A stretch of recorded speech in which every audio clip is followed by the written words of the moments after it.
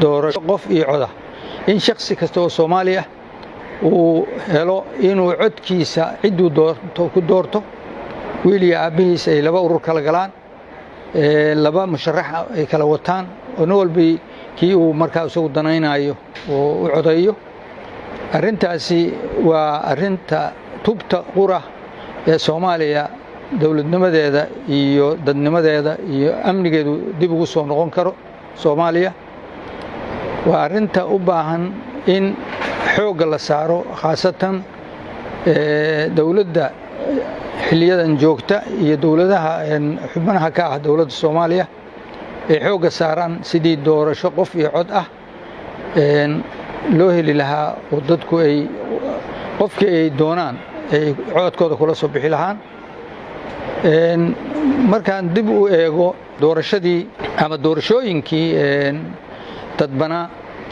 dhibaatooyinkii laga dhaxlay waa waxyaabaha hadda Soomaaliya ay ku sii socoto inay dagaal badan iyo meelo badan ay dagaal ka jiraan marka sidaa darteed doorashadii looma noqon karo haddii lagu noqdana waxay dalka ku sii jihayn doontaa ama ay gaarsiin doontaa in dalku caadi u burburo oo dawladnimadii iyo shacabkii maaragtay isnacaan dhibaatooyin badan oo hadda aan la soo koobi karin baa laga dhaxlay laakiin waxa laga dawoobayaa in dalku uu noqdo qof iyo cod loo jihayo aad baan ugu mahad celinayaa dawladda Puntland khaasatan madaxweynaha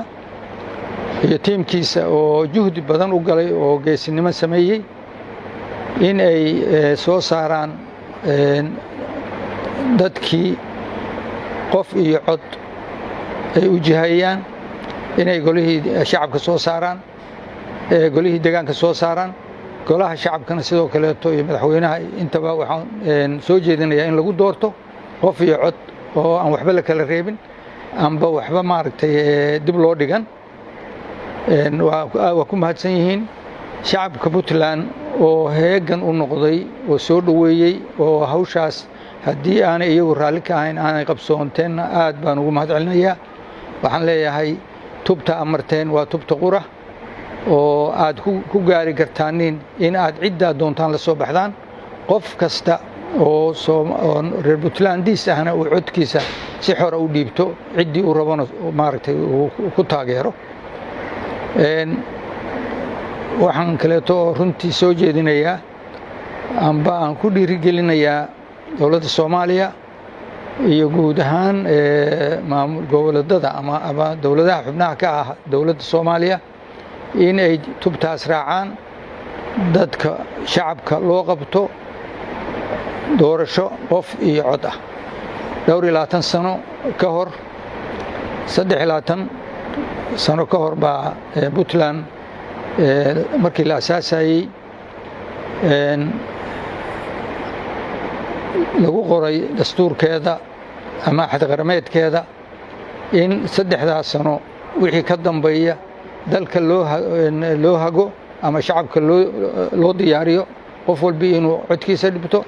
oo qof doorasho qof iyo cod ah taasi ma suuroobin waqti dheer bay qaadatay 30 sano la sugayay waa mahad Ilaahay maanta in diyaar loo yahay oo golihii shacabka golihii deegaanka la doortay golihii shacabka iyo madaxweynaha diyaar loo yahay in ay maaragtay la doorto oo sidaas qof iyo cod ay ku soo baxaan arrintaas waa guul la gaaray waxaan rajaynayaa in dawladda Soomaaliya iyo dawlad goboleedyada xubnaha ka ah dawladda ay arrintaasi kaga daydaan Puntland diyaariyaan waqti gaaban baa lagu qaban karaa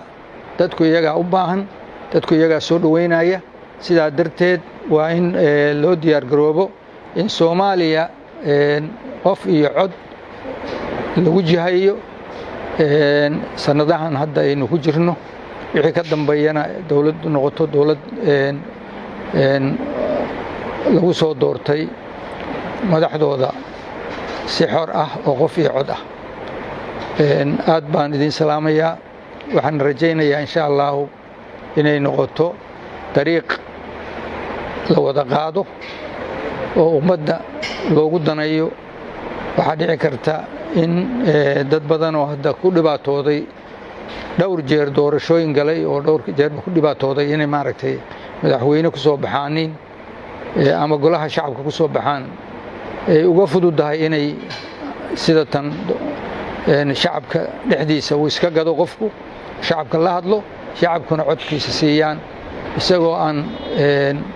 jirin nin ku riixaya iyo nin maaragtay danka ama dana kaleeto kaale shacabka weynahaas ku soo doortay maanta golaha shacabka golaha deegaanka ama golaha shacabka oo lagu soo doorto qof iyo cod ma aha qabiil ma aha jifi waa nin Soomaaliya oo Soomaalinimo lagu soo doortay oo shaq ummadda dhan u dhaxaya Soomaaliya meel ay joogtaba wuxuu yahay xildhibaan raas Kamboni ilaa raas Caluula inta u dhaxaysa raas Casayr inta u dhaxaysa waa xubin xildhibaan oo ummadda Soomaaliyeed meesha joogtaba u ah marka saasay maaragtay faa'iido weyn u tahay meeshii goob ama degaan oo xubintu degaan ku xisaabtamaysay golaha shacabka oo ka soo baxay galmudug golaha shacabka ka soo baxay Puntland golaha la oran jiray hadda waa golaha waa xubin barlamaani oo bulshada Soomaaliyeed meesha joogtaba mas'uulka ah taas faa'iidooyinka ugu waaweyn oo keenaysa taa weeye aad baan idin salaamayaa waana idin hambalyeyn